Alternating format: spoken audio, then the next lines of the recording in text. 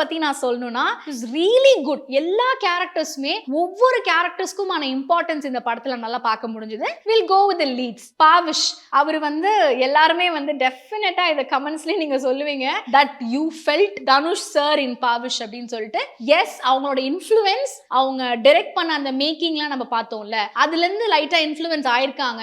Because tone Dhanush sir மாதிரி இருக்கு, smile அப்படி இருக்கு, ஒரு ஸ்மர்க் பண்ணுவார்ல தனுஷ் சார், அது கூட வந்து என்டையர்லி பாவிஷ் வந்து அது ஒரு மாதிரி இன்டல்ஜ் பண்ணியிருக்காரு. But it worked out for the film அப்படின்னு தான் நான் சொல்லுவேன். இது சிலது வந்து ஒர்க் அவுட் ஆகாது, என்னடா காப்பி அடிச்சாரு அப்படின்னு ஒரு மாதிரி இப்படி இருக்கும். பட் அந்த மாதிரி இல்ல, இட் இஸ் ரியலி குட். அது வந்து படத்துல வந்து ஒரு ஆட் ஆனா இருந்துச்சுன்னு நான் சொல்லுவேன். அண்ட் பாவிஷோட ஆக்டிங் வந்து it doesn't fell like a debut. It is really good. அந்த ஒரு சாரோ வந்து இந்த படத்தை ஃபுல்லா காட்டணும், அதே சமயம் இஸ் a funny person, அதையும் அவர் கேரி பண்ணாரு.